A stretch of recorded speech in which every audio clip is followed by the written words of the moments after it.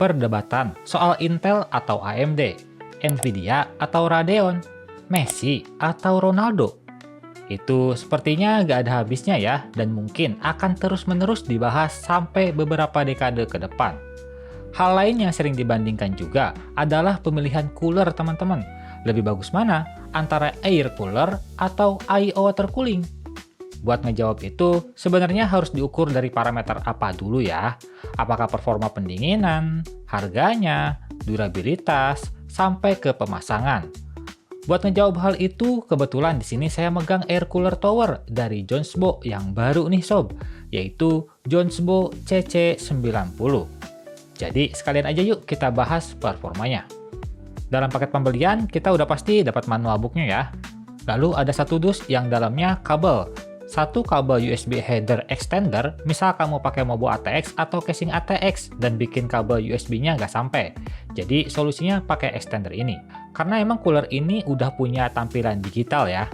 Lalu ada kabel splitter PWM 4 pin. Soalnya ini dual tower, jadi otomatis pakai dua fan juga. Perlu yang namanya splitter. Lanjut ada lagi bracket-bracketan yang udah pasti lengkap ya. Full support untuk segala jenis soket mainstream. Gak lupa juga ada termopasta Jonsbo TG7. Lanjut lagi ada dua fan yang build quality-nya udah premium punya sih ini. BTW, kedua fan-nya ini punya ukuran yang berbeda ya sob. Satunya itu standar 12 cm dan satunya lagi ukuran 13 cm. Ukuran yang gak umum ditemukan di pasaran. Buat fan yang 13 cm itu nanti dipasang di bagian tengah heatsink ya. Kalau yang 12 cm itu di bagian luarnya. Terakhir ada heatsinknya itu sendiri, yang punya build quality serta finishing cakep banget, clean, dan bobotnya sendiri ini bisa sampai 850-an gram. Kalau ditambah dua fan-nya ini di sekitar 380 gram. Jadi kalau di total itu cooler ini beratnya udah pasti lebih dari 1 kg.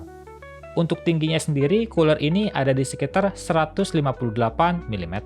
Itu sudah termasuk hitungan cover bagian atas heatsinknya ya, yang ada digitalnya juga di sebelah kiri. Desain cover heatsinknya juga ini jujur cakep banget sih menurut saya. Walaupun kelihatannya agak rame, tapi tetap crop aja gitu bagian kiri maupun kanannya. Ada tulisan angka 90 juga ya, yang nandain nama cooler ini CC90. Heat pipe-nya sendiri berjumlah 6 buah heat pipe sob, sudah standar. Lalu untuk spesifikasi lengkapnya akan saya cantumkan di layar kaca aja ya teman-teman. Lanjut ke pembahasan air cooler versus IO water cooling. Walau saya sering menyebutkan pada beberapa kesempatan, tapi di sini saya akan coba jelaskan lagi ya. Mulai dari air cooler. Yang dimaksud di sini adalah cooler bertipe heatsink, entah itu single tower, dual tower, maupun low profile. Cooler tipe ini sederhana aja sebenarnya, mulai dari sistem pemasangan yang relatif mudah banget, tapi beberapa tipe dual tower itu beda hal ya. Karena ukuran mereka itu biasanya memang lebih besar, jadi perlu penyesuaian masangnya. Terus juga harganya bener-bener murah banget sob. Makanya air cooler itu banyak banget yang make. Mulai dari kalangan bawah sampai kalangan atas ada aja pasarnya. Lanjut lagi durabilitas atau daya tahan. Air cooler biasanya bisa dikatakan barang yang hampir abadi kecuali kamu sengaja ngerusakin ya. Seapes-apesnya kamu paling yang rusak itu bagian fan-nya aja sob. Misal fan-nya rusak pun kita bisa ganti pakai fan yang biasa atau fan casing. Habis itu ya udah dia bakal jalan normal lagi. Terakhir dari segi performa, ini sih tergantung juga ya dari harga dan kualitasnya. Semua balik lagi ke hal dasar, tapi umumnya untuk rakitan PC yang kelasnya bawah sampai menengah, penggunaan air cooler udah lebih dari cukup. Range harga 200 sampai 500 ribuan juga performanya udah bagus-bagus kok. Terus gimana sama IO water cooling? Sedikit kilas balik, IO water cooling ini dulunya adalah barang mahal non-eksklusif yang mungkin aja hanya bisa dimiliki oleh orang-orang kalangan berduit kali ya. Tapi semakin majunya teknologi, munculnya banyak brand, jadilah kayak sekarang. Banyak IO water cooling yang harganya udah murah-murah banget, di bawah sejuta juga bahkan udah bejibun. Balik ngebahas IO water cooling, ini adalah sebuah cooler prosesor yang dari segi penampilannya bisa bikin estetik PC kita. lebih clean, dan lebih bisa di-customize kalau kamu beli yang bisa custom-custom layarnya gitu. Ya, walaupun air cooler juga punya yang sama ya, yang kayak gituan. Saya nyebutnya fitur gimmick. Soal pemasangan, hampir semua I/O water cooling itu sama aja caranya ya. Agak merepotkan, apalagi buat yang pemula. Suka bikin bingung juga. Yang dipasang ini water blocknya dulu ke motherboard atau radiatornya dulu ke casing. Kalau yang udah sering masang sih bakal gampang-gampang aja ya. Terus menyinggung soal durabilitas. Pada beberapa kasus I/O water cooling, ini sering mengalami masalah pada pump atau water blocknya. Entah performanya menurun atau bahkan mati total. Kalau udah mati sih, ya wassalam sob, kita nggak bisa ganti tuh pumpnya doang. Alias kita mesti ganti satu set sama radiatornya. Kecuali kamu yang ngerti dan mau nge-custom gitu, monggo. Ada juga kasus selangnya bocor yang menyebabkan airnya tumpah-tumpah mengenai komponen lain. Itu emang bahaya banget sih, tapi kejadian kayak gitu jarang kok. Lalu bisa juga kejadian air yang berkurang di dalam si radiatornya ya sob. Seiring berjalannya waktu, airnya itu menguap. Jadi kamu perlu isi ulang. Salah satu kekurangan terbesarnya sih emang di situ ya soal I/O, tapi gak menutup fakta juga kalau banyak I/O water cooling yang umurnya udah lebih dari 5 tahun, tapi performanya masih jos gandos. Semua balik lagi kepada build quality dan hoki juga kali ya. Terakhir soal harga dan performa. Walaupun bisa dibilang banyak I/O water cooling yang udah murah, tapi ya semurah-murahnya juga gak akan sama kayak air cooler. Bahkan gak jarang juga performa air cooler itu bisa mengalahkan I/O water cooling di harga yang berbeda.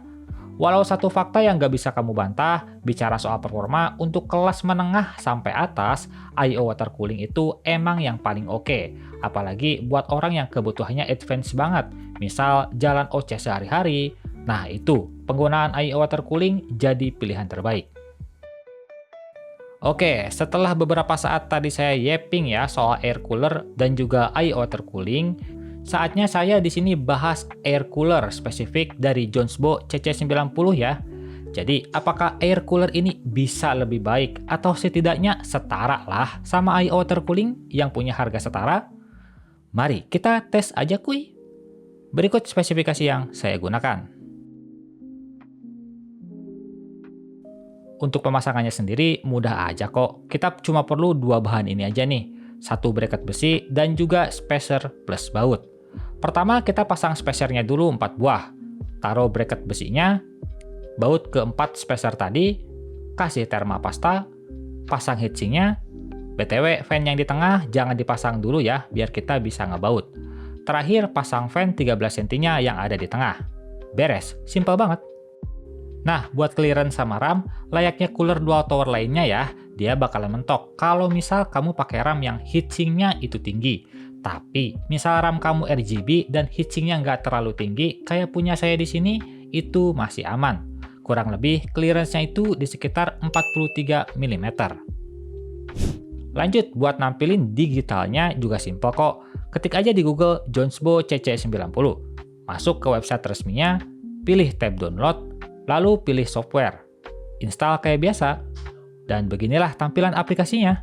Bener-bener cuma nampilin digitalnya doang sob, gak bisa diatur apa-apa ya. Kelebihannya udah pasti ringan ya, gak makan RAM maupun prosesor. Bener-bener simple banget sih si Jonesbo ini.